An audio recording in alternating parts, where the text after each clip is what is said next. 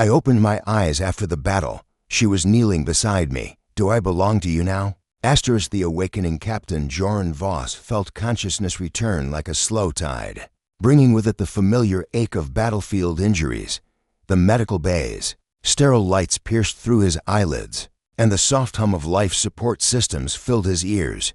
His throat felt raw.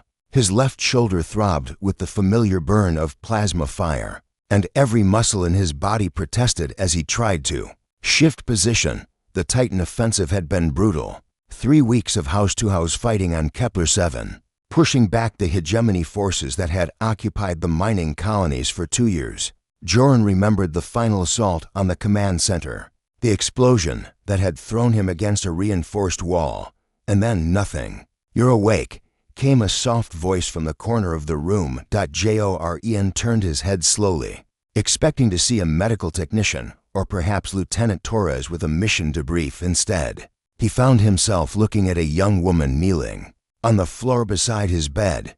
She couldn't have been more than 22, with delicate features and skin that held a faint luminescent quality, the telltale sign of genetic enhancement. Her dark hair was braided simply, and she wore a plain white garment that seemed more ceremonial than practical. What caught his attention most were her eyes, large, amber-colored, and filled with an uncertainty that made his chest tighten. Round. Her neck was a collar, sleek and metallic, with a small blinking light that indicated it was active. "Who are you?" Joran asked, his voice rougher than intended. She flinched slightly at his tone, but didn't look away. "My name is Kira Nix. I was told I belong to you now, as a reward for your service." The words hit him like a physical blow. Joran had heard the rumors during the campaign stories of hegemony officials offering gifts to high-ranking officers, enhanced women from their breeding programs presented as tokens of surrender. He'd dismissed them as wartime gossip, the kind of ugly stories that circulated among bitter soldiers. "I don't want a reward," he said flatly, pushing himself up to a sitting position despite the protest from his injuries. Kira's expression flickered with confusion. "I don't understand. The officer who brought me here said you had earned me, that I was to serve you in whatever capacity you required." Joran studied her face, noting the way she held herself straight-backed but ready to submit, alert but not quite afraid. Everything about her posture spoke of careful training, of someone who had been shaped to please others at the expense of her own will. "What do you want?" he asked. The question seemed to startle her.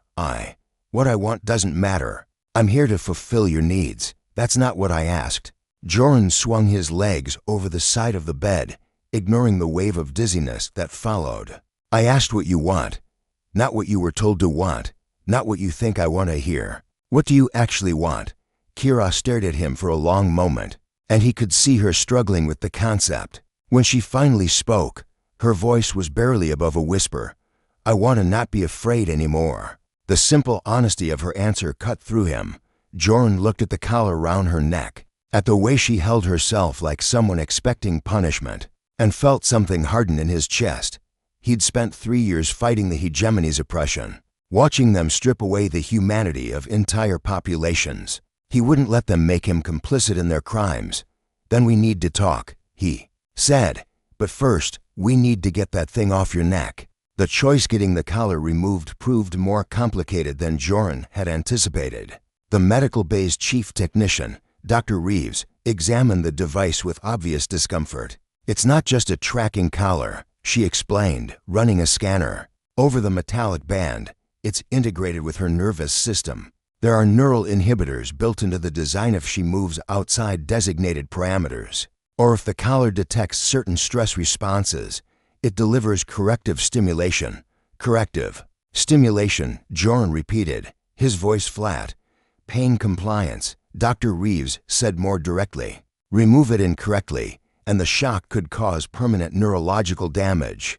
Kira had remained silent through the examination, standing perfectly still as the scanner moved over her neck. Now she looked up at Joran with something approaching panic in her eyes. "Please don't try to remove it," she said quickly. "If something goes wrong, if I'm damaged, you're not property," Joran interrupted. "You can't be damaged, only hurt, and I won't let that happen." Dr. Reeves cleared her throat. There is a way to disable it safely, but it requires specialized equipment. The kind of thing we'd find at a major medical facility, not a field hospital. How long would that take, given our current position? 3 days minimum to reach the nearest proper facility. Maybe longer if we encounter resistance. Joran looked at Kira, noting the way she'd gone pale at the mention of leaving the medical station. What scares you more, the journey or staying? Here she considered the question with surprising seriousness. Staying here means someone else might claim me if something happens to you. Leaving means trusting you when I've never been able to trust anyone. Her honesty continued to surprise him. Then you decide. We can try to get you to a facility where the collar can be safely removed, or I can discharge you from service and you can make your own way. Discharge me? Kira's confusion was evident. But I'm not military, no. But you're not a gift either. As far as I'm concerned, you're a refugee who needs assistance. The choice of whether to accept that assistance is yours. She stared at him for a long moment, and Joran could see her struggling with the concept of choice itself. Finally, she spoke. If I go with you, and the collar is removed, what happens then? Then you decide what happens next, where you want to go, what you want to do with your life. I'll help you get started, but the choices will be yours. And if I stay here, Joran's expression darkened, then you'll be processed as war material, cataloged, assigned to someone else, or sent to one of the rehabilitation centers. The euphemism hung heavy in the air. They both knew what rehabilitation centers really were. Kira closed her eyes, taking a shaky breath. When she opened them again, there was something different in her expression, a spark of determination that hadn't been there before. I want to go with you, she said, not because I have to, but because I choose to. Dr. Reeves nodded approvingly. I'll prepare travel documents and medical supplies. The journey won't be comfortable, but it should be safe. As the doctor left to make arrangements, Joran found himself alone with Kira again. She sat on the edge of a supply crate, her hands folded in her lap, but her posture was different now, less submissive, more thoughtful. Can I ask you something? She said. Of course. Why are you helping me? You don't know me, and I'm sure taking me with you complicates your life. Joran considered the question. Because 3 years ago, I watched hegemony forces destroy a civilian transport. Families, mostly. Children. They called it a military necessity. He met her eyes. I've been fighting them ever since, trying to make sure things like that don't happen anymore. But if I take what they're offering, if I treat you like property instead of a person, then I become part of the problem. Kira nodded slowly. And if the collar can't be removed, then we'll figure out another way. Together, for the first time since he'd awakened, she smiled. It was small, uncertain, but real. Together, she repeated, as if testing the word. I like the sound of that. The Journaith transport ship Meridian was a retrofitted cargo hauler. Its passenger accommodation sparse but functional. Joran had secured passage using his military credentials, claiming Kira as a dependent civilian requiring medical evacuation. The captain, a grizzled veteran named Wolf, had asked no questions beyond the necessary paperwork. Their cabin was cramped to narrow bunks, a small table, and a porthole that showed the star-scattered void beyond. Kira had claimed the lower bunk, while Joran took the upper. She'd insisted on maintaining some distance, despite his assurances that she was safe. It's not that I don't trust you, she'd explained on their first night aboard. It's that I've never shared space with someone who didn't expect something from me. I need time to learn how to do this. Joran respected her boundaries, though he found himself increasingly curious about her past. She was clearly intelligent. Her questions about the ship's systems and their destination showed a sharp mind, but there were gaps in her knowledge that spoke to a carefully controlled education. On the second day, as they sat in the small observation lounge, Kira finally began to share her story. I was born in one of the enhancement facilities on Proxima Station, she said, watching the stars drift by. They called us the Harmony Project. We were designed to be perfect companions, intelligent enough to be interesting, compliant enough to be safe, and beautiful enough to be valuable. How many of you were there? In my generation? 57. By the time I was assigned to a household, there were 32 of us left. The others, she trailed off. but Joran could imagine what had happened to them. You were assigned to a household. Kira nodded. The Ashford family. Wealthy industrialists with ties to the hegemony leadership. I was to be a companion for their eldest son, Victor, to help him learn to manage lesser companions when he inherited the family business. There was no emotion in her voice as she spoke, but Joran could see the tension in her hands, the way she gripped the edge of the table. What happened? Victor was cruel. He enjoyed having power over others, and I was the perfect victim. Couldn't fight back, couldn't run away, couldn't even complain. The collar made sure of that. She touched her neck unconsciously, but he made a mistake. He trusted me with information about supply routes, military movements. He thought I was too broken to do anything with it. But you weren't broken. She looked at him with something like surprise. No, damaged, maybe. Scared, definitely. But not broken. I started passing information to the resistance cells. Small things at first, then bigger intelligence as Victor's. Trust grew. That's incredibly brave, or incredibly stupid, she said with a bitter smile. Victor eventually figured it out. He was going to have me terminated. But the resistance got to me first. They smuggled me out during the evacuation, said I'd earned my freedom. Then they handed me to the military as a reward for your service. The irony wasn't lost on either of them. Kira had risked everything to help overthrow the system that oppressed her, only to be treated as a prize by the people she'd helped. I'm sorry, Joran said. For what? For all of it. For what they did to you. For what they tried to make you. For the fact that even the people fighting for freedom don't understand what freedom means. Kira was quiet for a long moment. Then she reached across the table and touched his hand, the first time she'd initiated physical contact. You understand, she said simply. That's why I'm not afraid to travel with you.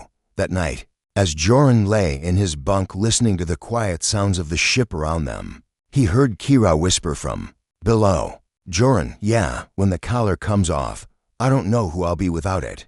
What if I'm someone you don't like? He thought about that for a moment. Then I'll still help you figure out who you want to be. That's what friends do, friends. She repeated softly. I'd like that. Good.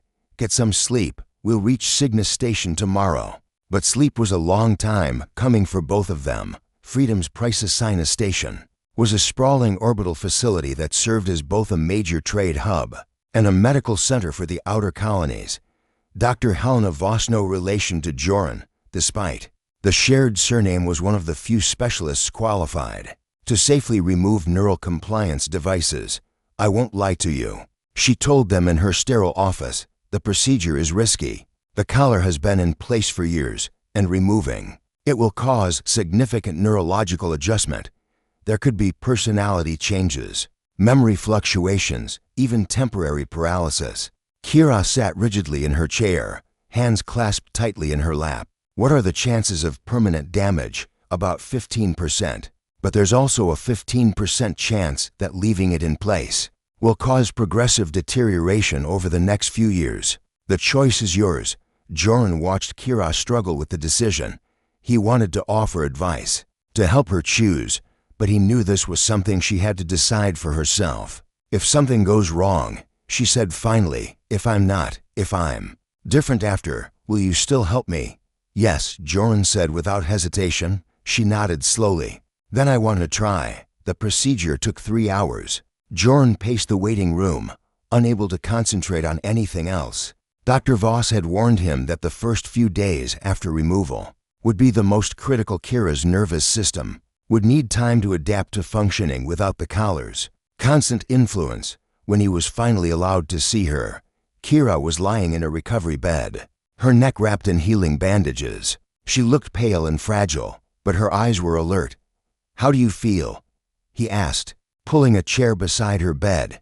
Strange, she said, her voice slightly hoarse. Like there's more room in my head, if that makes sense. But also scared. I keep waiting for the pain to start, for the correction to kick in. There won't be any more corrections. She smiled weakly. I know that intellectually. It's going to take time for the rest of me to believe it. Dr. Voss entered the room, checking her readings on a portable scanner. The procedure was successful. The collar is completely removed, and there's no sign of permanent damage. You'll need to stay here for observation for another day, but after that, you should be free to go. Free to go, Kira repeated, as if testing the words. I've never been free to go anywhere. Over the next day, Joran watched her slowly begin to explore her newfound freedom. Small things at first: choosing what to eat from the hospital menu, deciding when to sleep, asking questions without fear of punishment. Each choice seemed to surprise her, as if she couldn't quite believe she was allowed to have preferences. On their final evening at the station, they sat in the observation deck, watching ships come and go through the docking bays. Kira had been quiet for most of the day, and Joran could sense she was working through something important. I've been thinking about what happens next, she said finally, and I could go anywhere now, find a job, start a new life, try to figure out who I am without the collar. She paused. But I don't want to do it alone. Joran felt something shift in his chest. What are you asking? I'm asking if you'd like to figure out what comes next together. Not because I need you to take care of me, but because I want you to. She turned to face him fully. I think I'm falling in love with you, Joran. Not the programmed affection they tried to build into me, but something real, something that's mine. The honesty in her voice, the courage it must have taken to say those words, left him momentarily speechless. I'm falling in love with you too, he said finally. But I need you to know that you don't owe me anything. Not for helping you, not for the collar removal, nothing. Whatever happens between us has to be because we both choose it. I know, she said, reaching for his hand. That's why I can choose it. When she kissed him, it was tentative at first, as if she was still learning that affection could be freely given and received. But as he responded, her confidence grew, and Joran felt something he hadn't experienced in years: hope for a future that didn't involve war, loss, or sacrifice. So what do we do now? She asked, pulling back slightly. Now we go find somewhere to build a life together, somewhere far from the war, where we can figure out who we are when we're not soldiers or prisoners, together, new beginnings. 6 months later, they stood on the balcony of their small apartment on Harmony Grove, a peaceful agricultural world that had remained neutral throughout the war. The morning sun painted the valley below in shades of gold and green, and the air smelled of growing things and possibility. Kira had changed in the months since her collar removal. The hesitant, careful woman he'd first met had gradually given way to someone more confident, more wholly herself. She laughed more easily now, argued with him when she disagreed with something, and had developed a passion for gardening that surprised them both. She was tending to her plants now, her hands deep in rich soil as she transplanted seedlings they'd grown together. Her movements were sure and purposeful, no longer the careful economy of someone afraid to take up space. The tomatoes are coming in beautifully, she said, glancing up at him with a smile that still made his heart skip. We'll have enough to share with the neighbors. Joran watched her work, marveling at how different their lives had become. He'd taken a job with the local agricultural council, helping to organize crop distribution and trade relationships. It was peaceful work, constructive rather than destructive, and he found he was good at it. Dr. Chen called this morning, he said, settling into the chair beside her work table. The psychological evaluation results came back. Kira's hands stilled for a moment. They'd both undergone extensive counseling to help them adjust to their new lives, him to deal with the trauma of war, her to learn how to live without the constraints that had shaped her existence. And she says we're both making excellent progress. No signs of codependency, healthy individual development, strong communication skills. He paused. She also said she's never seen two people work so hard to make sure their relationship was built on genuine choice rather than circumstance. Kira wiped her hands on a towel and moved to sit beside him. That's because it matters.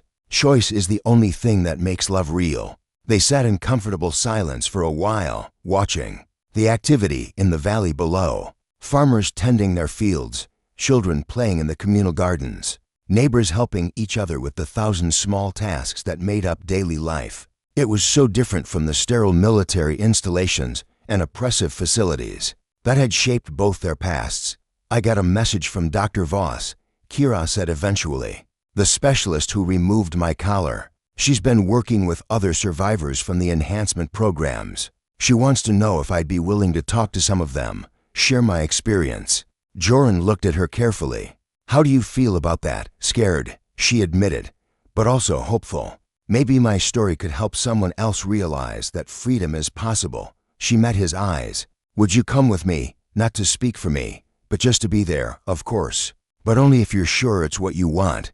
She nodded firmly. It is. I've learned that I can't build a future by ignoring my past, but I can choose what to do with the experiences I've had. That evening, they cooked dinner together, a simple meal of fresh vegetables from their garden and bread from the local bakery. As they worked side by side in their small kitchen, Joran reflected on how profoundly their lives had changed. The war was over now, at least officially. The peace negotiations had concluded 3 months ago, with the hegemony agreeing to dismantle their most oppressive programs in exchange for amnesty for their leadership. It wasn't perfect justice, but it was progress. More importantly, he and Kira had learned to build something beautiful together, not because they had to, not because circumstances had forced them together, but because they chose each other every single day. Joran, Kira's voice drew him from his thoughts. When I was in the enhancement facility, they used to tell us that love was just chemical reactions and behavioral conditioning, that what we felt wasn't real, just programming designed to make us more effective. What do you think now? She considered the question as she stirred the vegetables in the pan. I think they were partly right. There are chemical reactions involved, and we are shaped by our experiences, but they miss the most important part, which is the choice to nurture those feelings, to build something lasting with them, to wake up every morning and decide to love someone again. She turned to smile at him. That's what makes it real. Later, as they sat on their balcony watching the stars emerge in the darkening sky, Kira curled against his side with a contentment he never could have imagined during those first days on the transport ship. Do you ever regret it? She asked. Giving up your military career, the excitement of your old life? Joran considered the question seriously. No, I thought I was fighting for something important, and maybe I was. But this, he gestured to their simple home, their peaceful valley, her presence beside him. This is what I was really fighting for. The chance for people to choose their own lives, to love freely, to build something beautiful together. I love you, she said simply. I love you too. And in those simple words, freely given and freely received, they found everything they had been searching for.